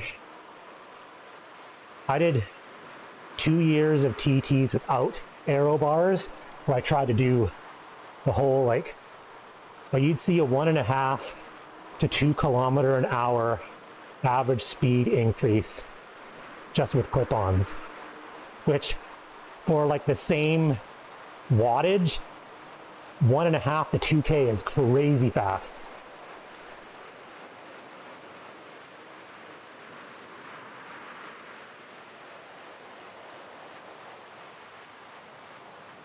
Well, and I find aero bars are more comfortable. Like, staying in the drops, my arms start to hurt. Clip-ons, you're just leaning forward. Yeah. And then you totally get the feeling of speed. And you're just like, hell yeah, I'm going fast.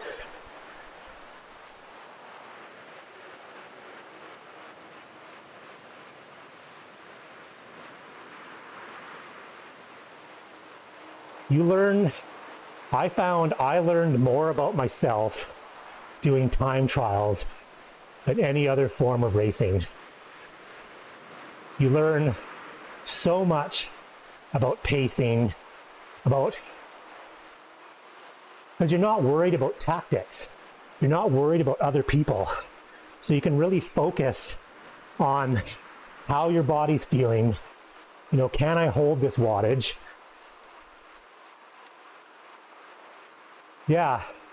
Well, even in the hoods, when I'm in the hoods, I'm holding my body weight up.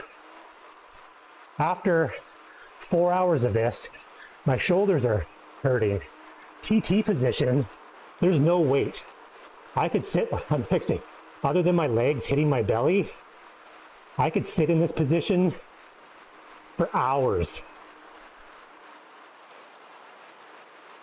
It's a little bit different because my TT bars have spacers, so I'm more like this, not like that.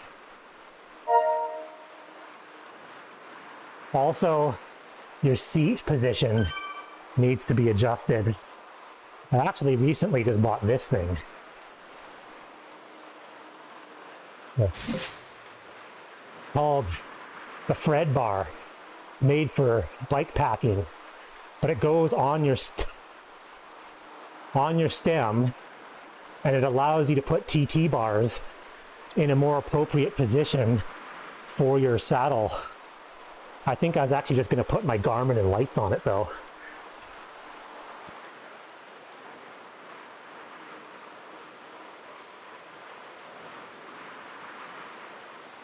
Because that's the problem with the TT position, is if your saddle is set up for normal road riding, putting clip-ons on your bar stretches you too far.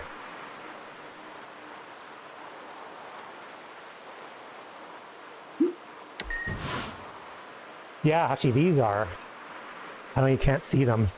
I have NV aero bars with NV clip-ons.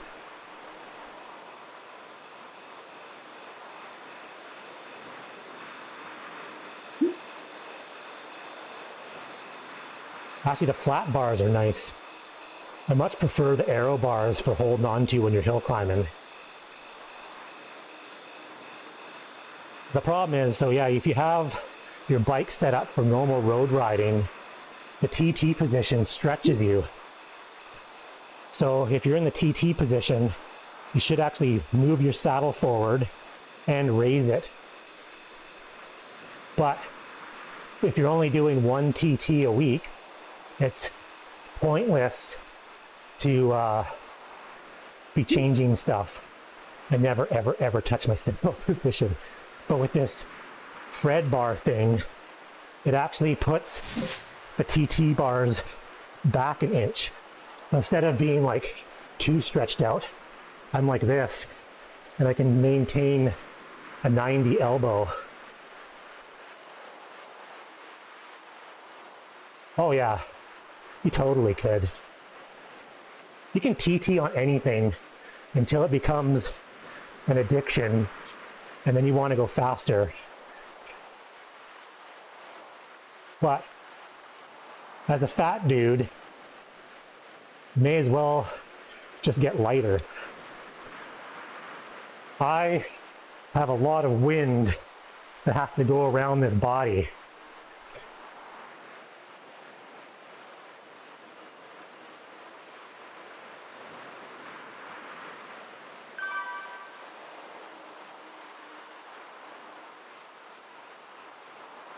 The whole point of aero bars too is you get your elbows super close. My hands are usually like this. My head is in my hand, behind my hands.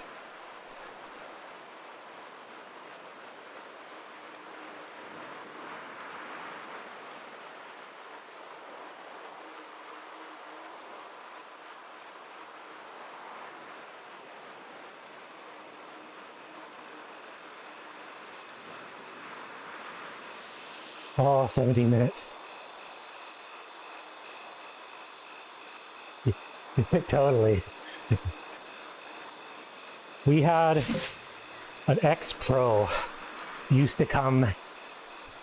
He lives about 100K from me. And our TT season starts pretty early. So Our TT season has 3 distances, 15, 20, and 40. And the pro season hasn't started yet. So for training, he would come down for our 40K. And he was like this wide, tiny guy. But it's amazing when you see these guys, because he's like 140 pounds, tiny.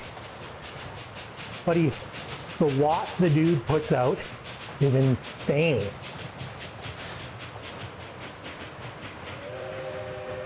You look on Strava, and despite our course being hilly, the dude's power graph looked like it was in ERG mode. It just didn't fluctuate. It was like he could just hold a steady watts. But in our 40K TT, I think like my personal best time was like 1 hour and 4 minutes, and he was like 51 minutes.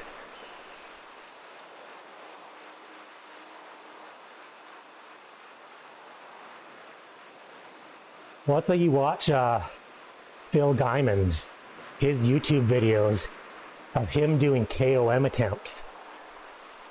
And he's doing 500 watts for 12 minutes. And he weighs 140 pounds or whatever the heck he weighs. Yeah, exactly. That's totally who it is.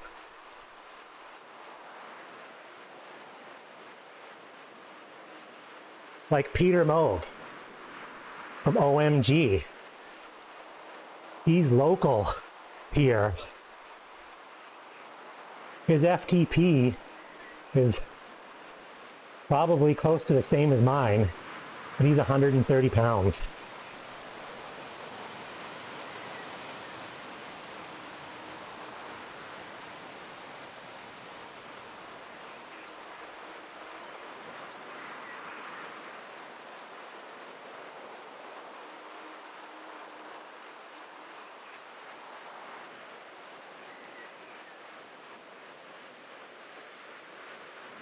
Yeah, Peter was like, he's like this tall, he's tiny, but he can put out the watts. He shows up at the cross races and he's just like, why am I even? He's in the same division as I'm at in cross races. I'm in the worst road cycling age division. Because I'm in with all the middle-aged pro racers who don't want to race elite anymore, so they go into masters.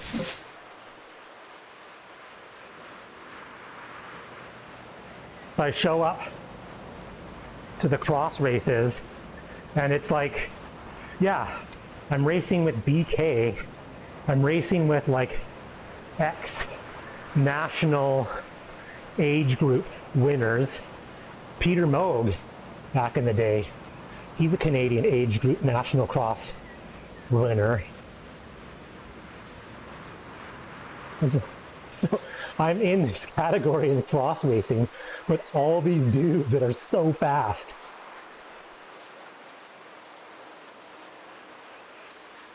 Yeah, it's like, yeah, BK is in my age category. If he was in Canada, I would have raced against him in nationals.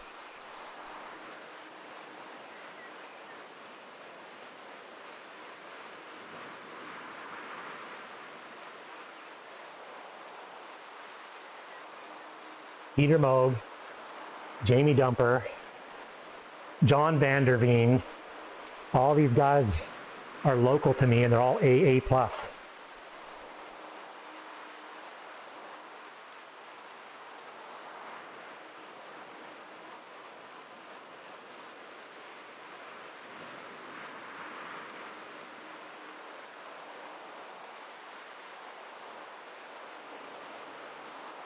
We do gravel fondos, and all those guys will be in a pace line on the gravel road doing 36K an hour on gravel. Like, see you guys, I'm gonna do 20. That's scary to me. Pace lining on gravel. That scares the crap out of me. I don't know how they do that. There's potholes all over the place. Like if the first dude hits the pothole, everyone's hitting the pothole. I'm riding solo and I hit the pothole because I can't see it.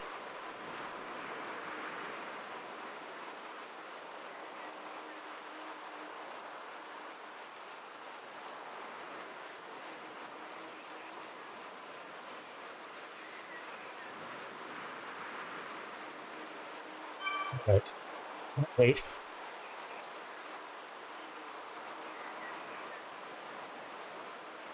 Yeah, they're really bad right now. Well, in the gravel roads, they're not really kept up properly because they're mostly deactivated old logging roads. So you get what you get.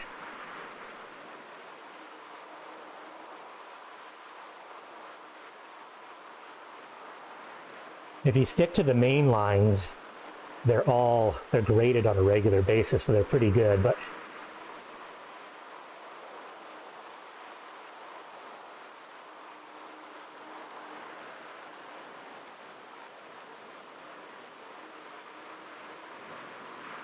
the last time I rode outside, I almost fell over in my yard because I forgot that the bike doesn't stay up by itself.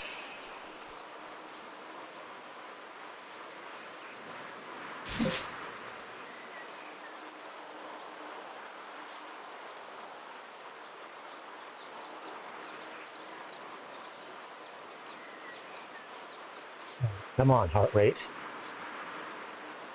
Need to get you down into the 130s doing this kind of wattage.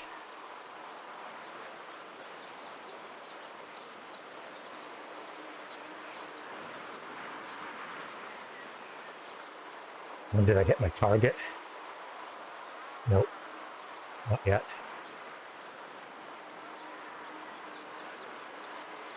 Oh.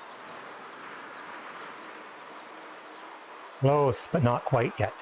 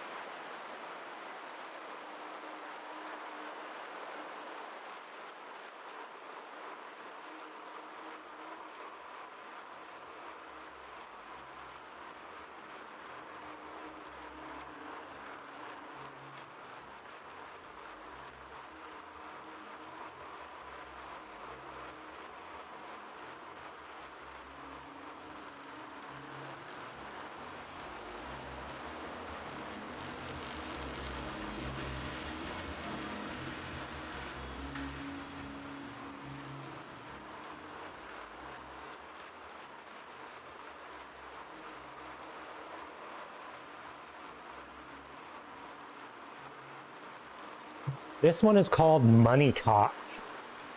I can send you the Zwift file of it. The normal version's about 90 minutes, and this one I extended it to try to get it to 2 hours.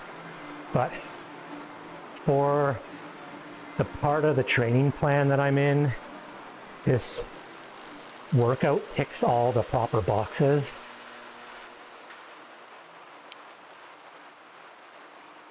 So it's kind of boring because I've been doing this exact same workout for a week, but it's still pretty hard.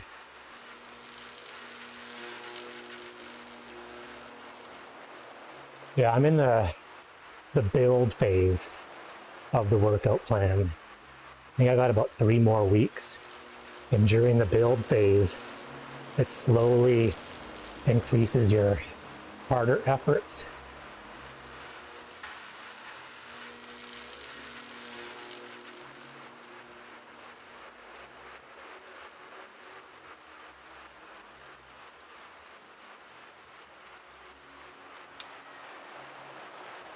What's good about Zwift is when you upload them, you can adjust all these workouts based on your FTP, so you can make them harder or easier. Whoops. I was going to take that turn off, but I missed.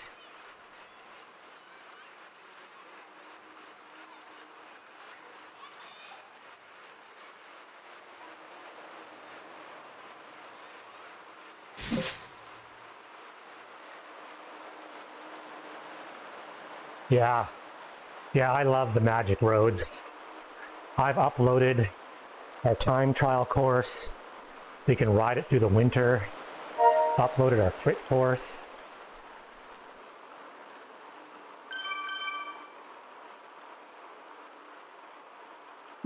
But I'm sticking to the plan this time. The computer knows better than me. And every time I start one of these proper training blocks, I always get halfway through and then just start doing what I want to do. So I've been really good to sticking to it. Yeah.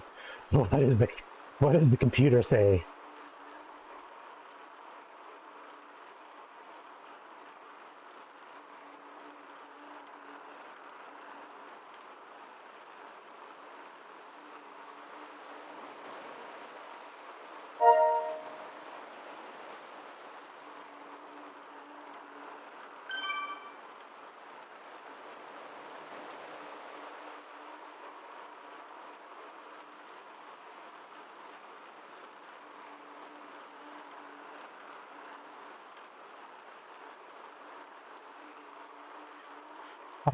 No, I think the robot says that robots are better.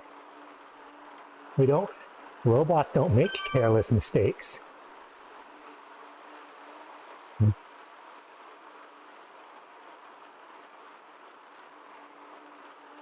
Robot, it's leaning towards robots.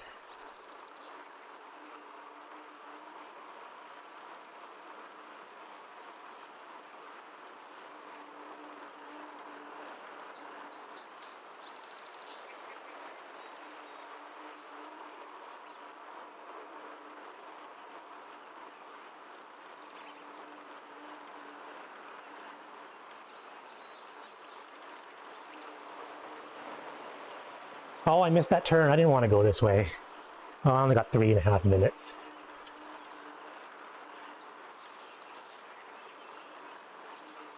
Not a bad day, 50K.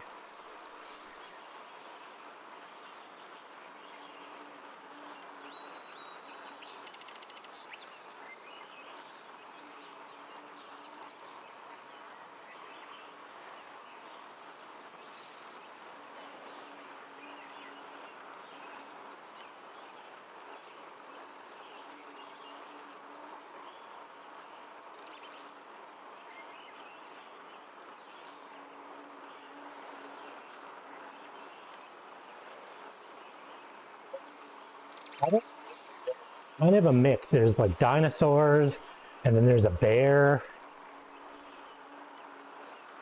They were sort of going for the Jurassic Parky time.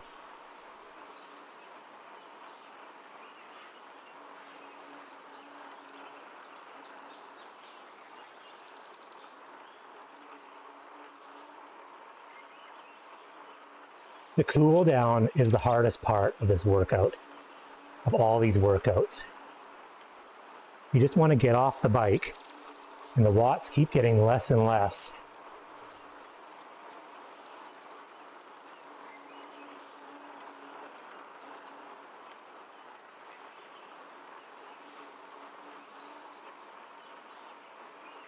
It still needs to go down.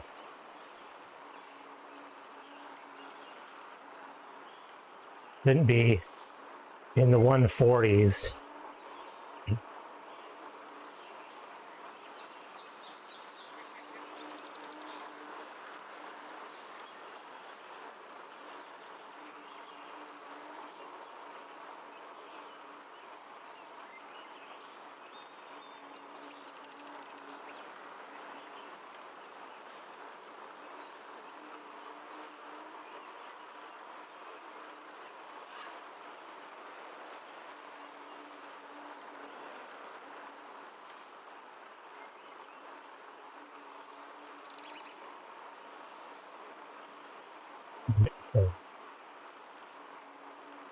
That's not bad. Well, it's funny because doing an ERG workout mode, you don't really notice the hill climbing.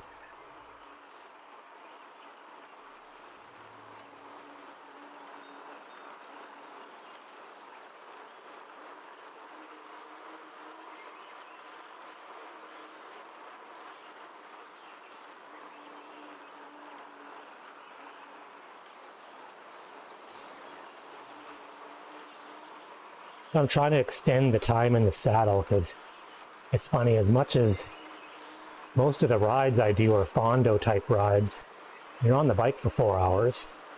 But when you Zwift race, it's all these 45-minute efforts. And I need to be able to ride comfortably for 4 hours, not go super hard for 1 hour.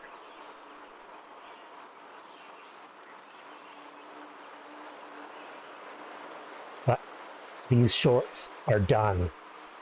The chamois in them is so packed out that the 2 hour mark is pretty much all my butt can handle with these shorts.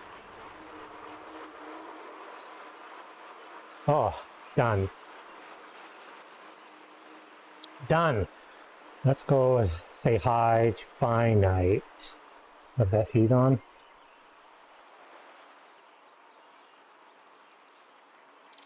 Go straight from shorts to bibs or regular. Don't do normal bike shorts. Go straight to bib shorts.